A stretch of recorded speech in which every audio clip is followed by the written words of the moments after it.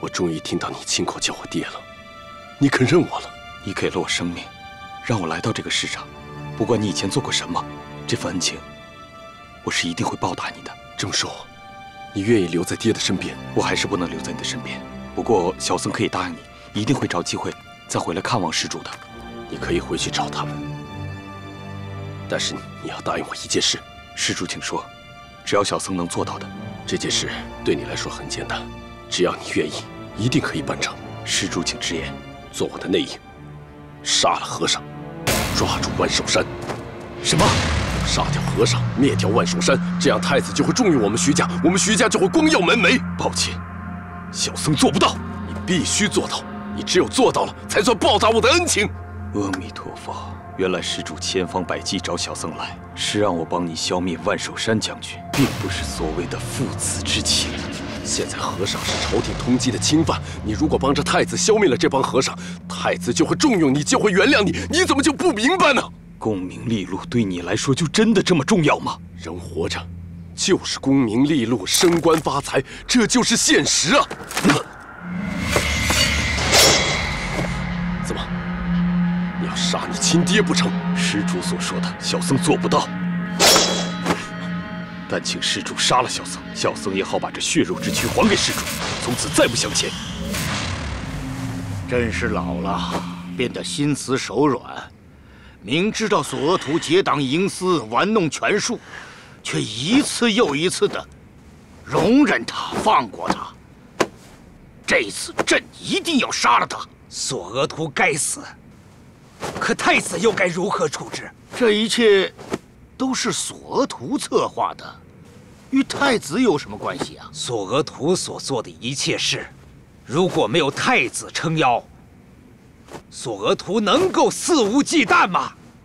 就算是索额图迷惑太子，这也恰恰说明太子听信谗言，不能明辨是非。这样的太子，皇上，您能把大清的江山交给他吗？不许你诋毁太子！朕知道这孩子耳根软、心眼实，做的那些错事，都是被索额图引入歧途。等朕抓了索额图，我就好好的多花点时间，去引导太子。太子还是朕的继承人呐。人人都说知子莫如父，看来您对太子的了解，实在是浅薄得很呐。你这话什么意思啊？如果您真正知道太子的所作所为，您就再也说不出他耳根软、心眼实这些话了。难道太子做了什么大逆不道的事情了？皇上，就在前几日，太子火烧了少林寺，杀了少林寺的和尚，上百僧徒无人生还。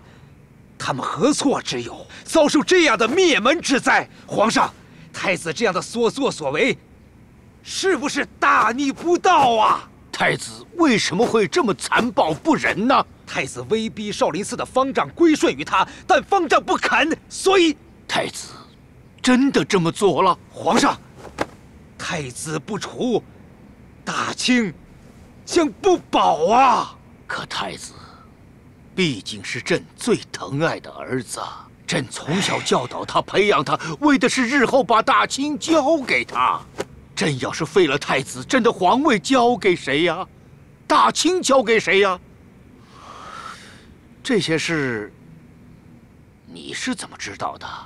我在索额图身边当了20年的狗，他的所作所为，我自然有办法知道。如果您要不相信臣的所言，还有一人可以作证。什么人？方丈，少林寺的方丈。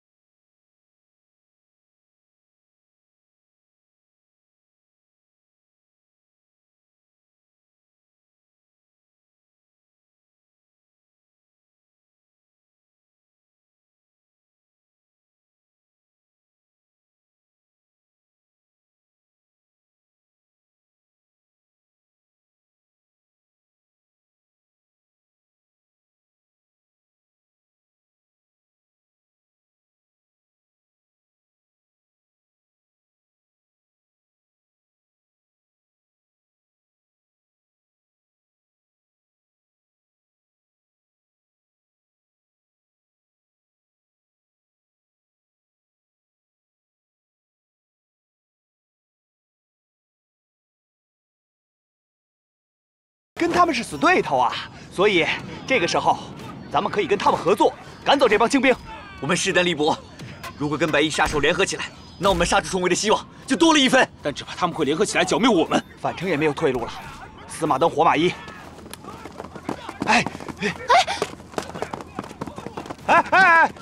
别激动，别激动啊！我们不是来打架的，我们来谈谈条件吧。你有什么资格来谈条件？要说资格，我还真有。就现在这种时候，我们要是不合作，那就都得死。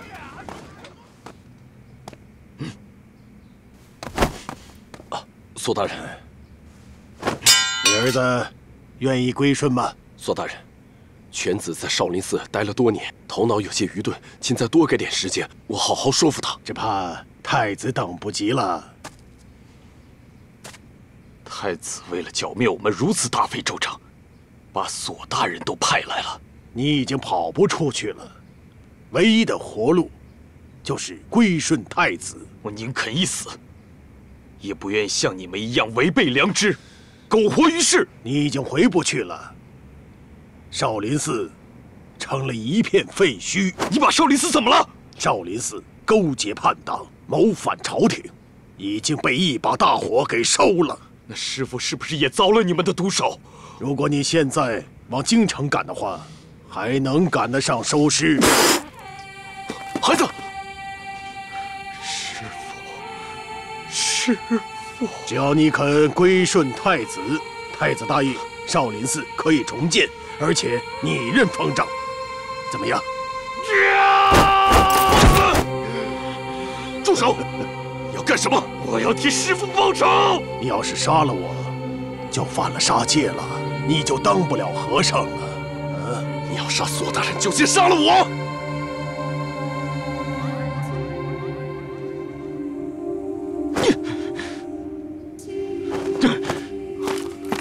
孩子，走，你怎么样？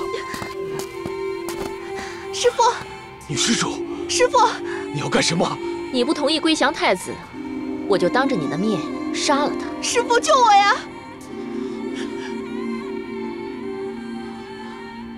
你不是喜欢他吗？你真的忍心看着他死在你面前？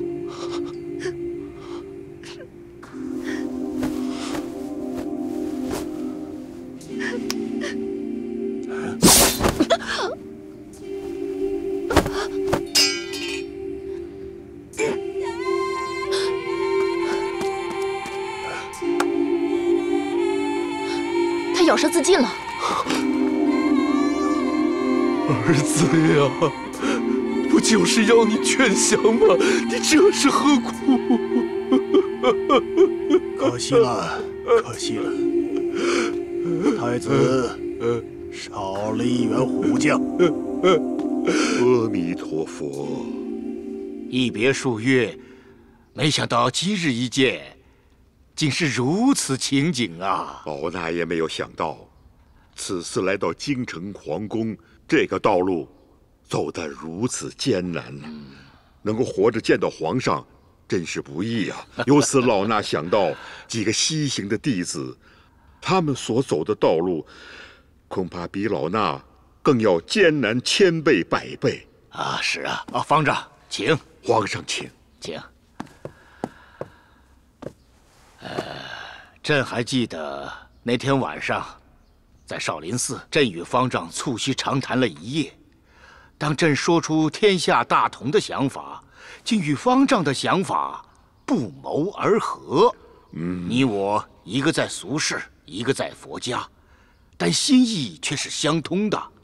朕想招安西鲁天会，方丈就为朕在少林寺挑选了7位武功高强的少僧，护送招降书到西鲁天会。可是朕万万没想到啊，这么做害了你们，害了少林寺啊！皇上言重了，只要能够修成正果，促成和谈，达到天下一统，就是再多的磨难也是值得的。所有少林寺弟子的牺牲也是值得的。太子是不是烧了少林寺，杀了众僧啊？如今天下已经没有少林寺了，千年古刹已经成为一片废墟了。不过，少林寺永远在少林弟子的心中，佛祖不是供在寺庙中，而是在信徒的心中。你放心，朕一定会给你一个交代。皇上，应该说不是给老衲一个交代，而是给天下众僧一个交代。清兵杀了和尚，也不会放过你们这些大明义士，所以我们现在就统一战线，一致对抗清兵。原来你是想让我救你们？可以这么说，你们不就是为了抓和尚吗？清兵要是把和尚杀了，你们也完不成任务。你说的没错，我们可以先联手赶走清兵，然后再来算我们的账。太对了，没错，算你有见识。哎。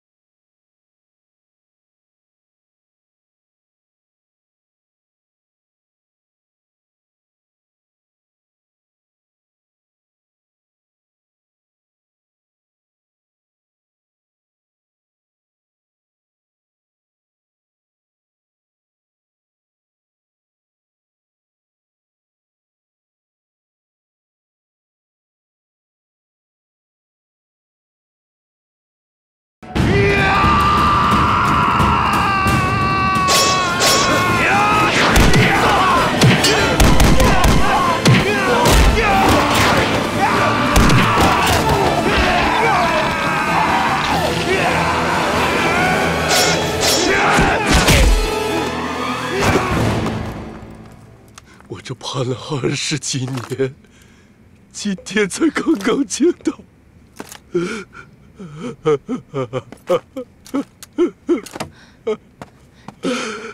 爹，你不要这样。夫君宁可死，也不愿意归降。他活着就是叛党，会连累我们；死了就能保护我们。他是为了成全我们所有人。对，你说的对。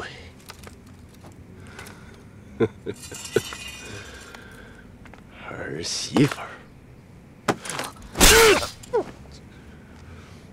爹，为什么？为什么？你以为我就这么宽宏大量吗？你以为我可以容忍你跟太子偷情吗？作为徐家的儿媳妇儿，你不知检点，败坏门风。我忍你是因为我儿子的前途，可我儿子现在死了，你要下去陪他。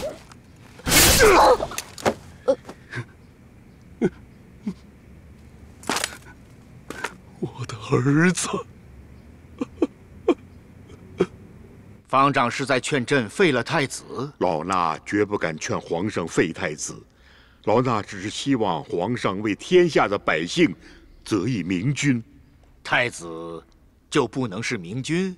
谁能不犯错呀？再给他一次机会，太子一定会悔改的。我为太子宣讲佛理，希望他能够悔过。太子执迷不悟啊，烧了少林寺，滥杀无辜，生性歹毒啊！您可不能以天下百姓的性命来换取太子能否改过，还是希望皇上能为天下百姓择一个圣贤民主的人君。你们一路上都发生了什么事啊？我是听到几个西行弟子的消息，他们一路被神秘杀手追杀，而且还有官兵的追杀。当时我就猜想，一定是有人为了阻止和谈而为，所以我就带了几个弟子想进京面见皇上，请皇上出兵援助。没想到我们一出少林寺，就遇到一个叫干天虎的组织，一路上对我们进行追杀，好不容易制服了他们，紧接着官兵又来追杀我们，最后索额图亲自出面，要求我们少林弟子归降太子。老衲以僧人不甘于朝政为由，婉言拒绝。于是就发生了火烧少林寺这样的事情。这一切都是太子背后指使的。太子为了铲除异己，真是到了无所不用其极的地步。皇上，方丈，快请起！你这是干什么呀？老衲请皇上出兵救援。啊！老衲的几个弟子命在旦夕呀！他们怎么了？索额图污蔑他们与西鲁天会勾结啊，然后通缉，而且不断派追兵，杀的杀，伤的伤，他们现在几乎寸步难行，所以没办法带万寿山进京和谈。高士奇说的没错，这一切都是太子干的。皇上，太子不废，百姓难安呐！传太子。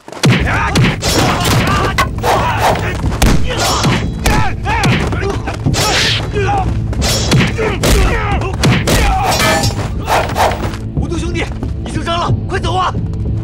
我要跟这帮畜生同归于尽！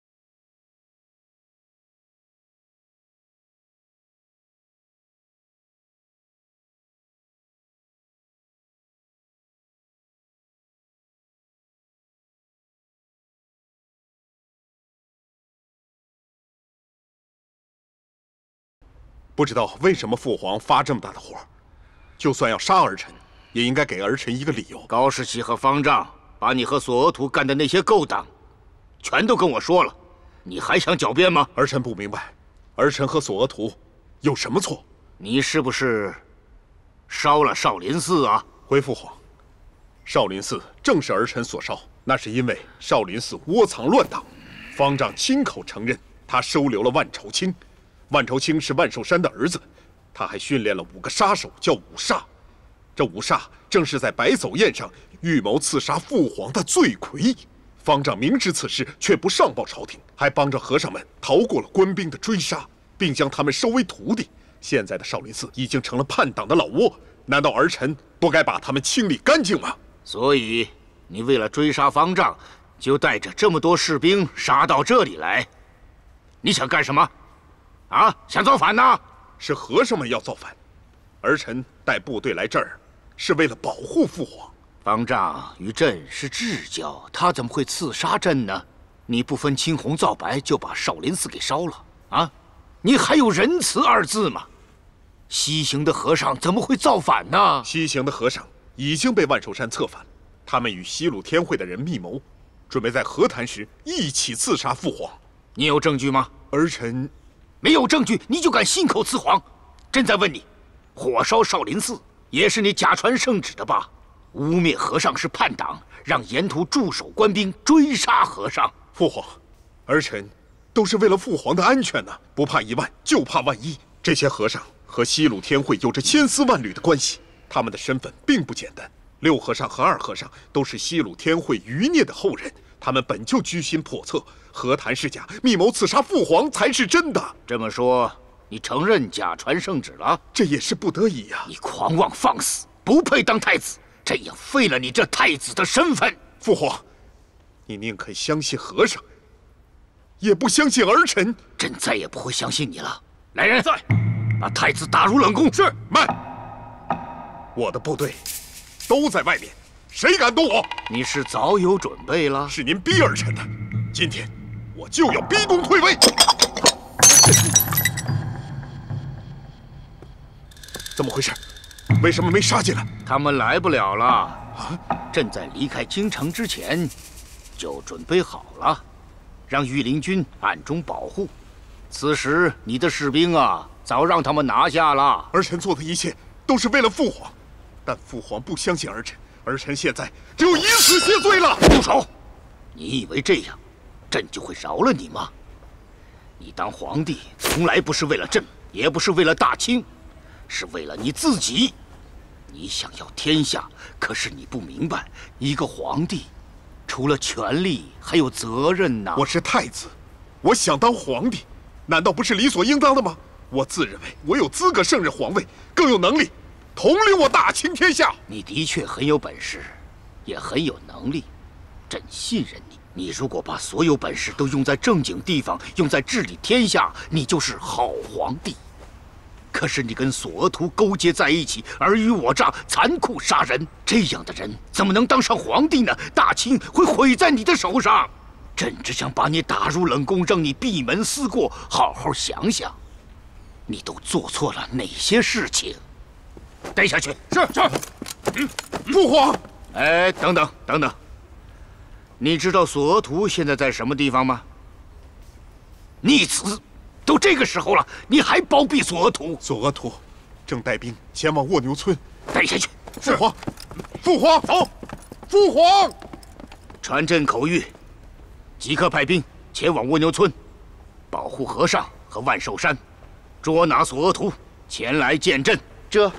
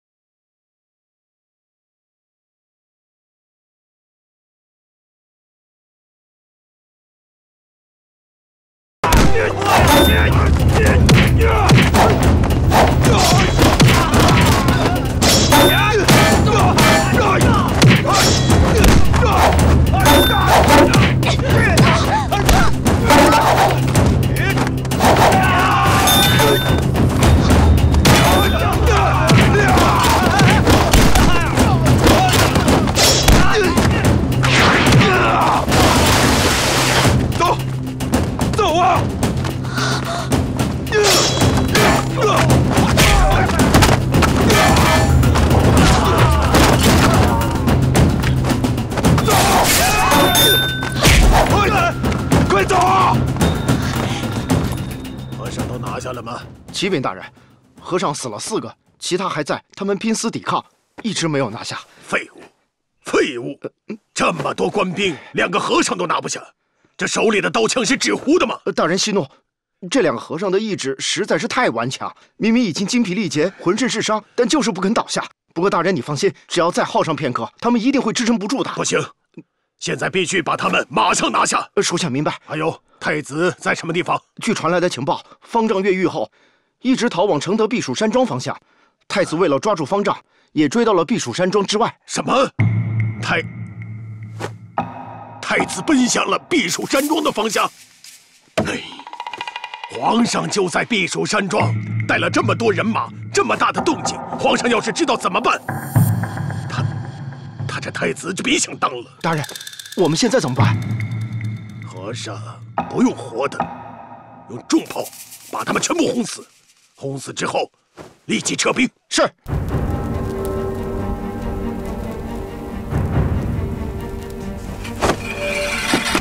把他们统统给我炸死！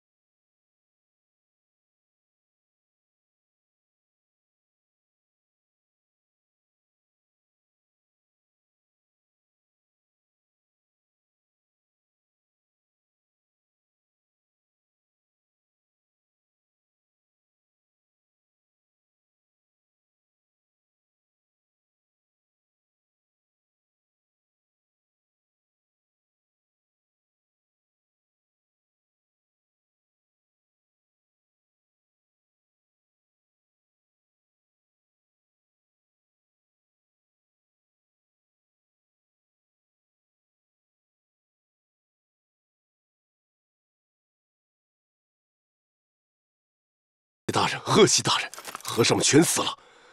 太子登基的路上再也没有这些绊脚石了。哎呀，太好了，太好了！好，相信太子定会重重赏你。哦，对了，我们还抓了一个白衣女子，该如何处置？这样，带回京城，让太子看看。是。走，看看去。是，大人。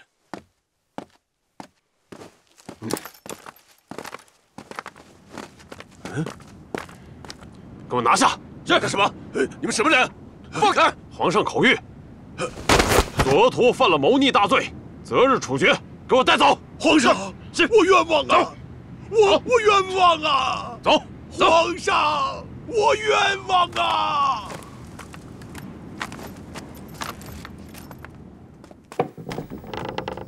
万将军，我们总算到京城了。万将军，您怎么样？西路天会完了，反清复明也没有希望了，咱们输了。还有希望的，只要您还活着，一定可以从头再来的。冰玉公主死了，冰水公主也逃跑了，西路天会被清廷打得七零八落。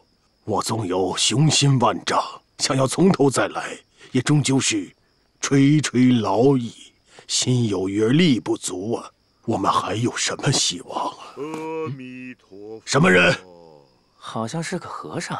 让他进来。好。阿弥陀佛。请。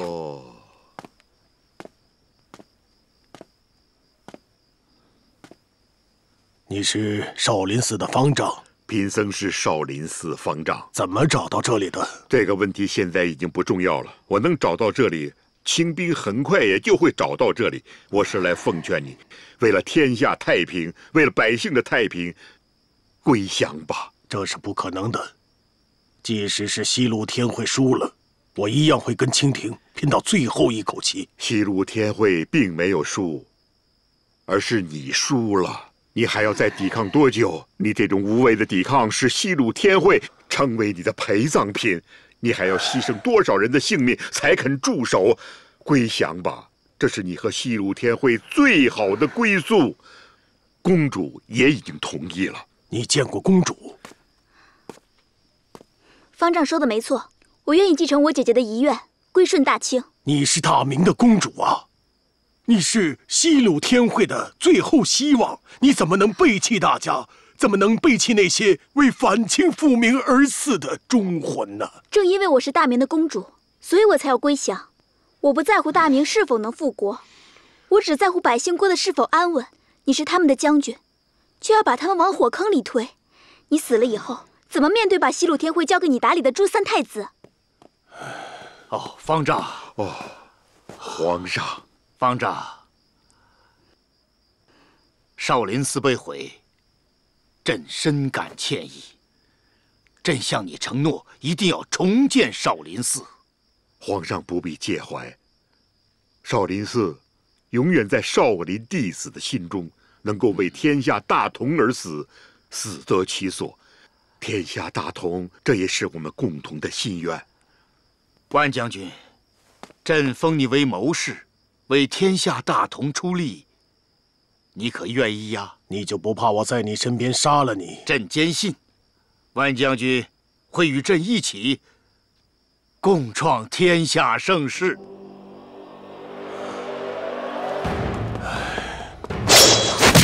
住手！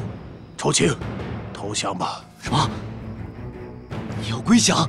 对，我就是要归降。只要天下的百姓能够过上平安的日子，管他大明还是大清，我就是要归降。不可能！西路天会与大清永远不共戴天。爹，现在康熙就在眼前，这是杀了他的最好机会啊！你不能杀他，大明已经结束了。再说了，我们这么多日子忙活了半天，不就是为了归顺康熙皇帝吗？你们放弃了反清。但是还有无数大明义士在为了复明而努力，我一定会找到他们，跟他们一起努力。我会再回来的。让他去吧，我相信，总有一天他会回来的。阿弥陀佛。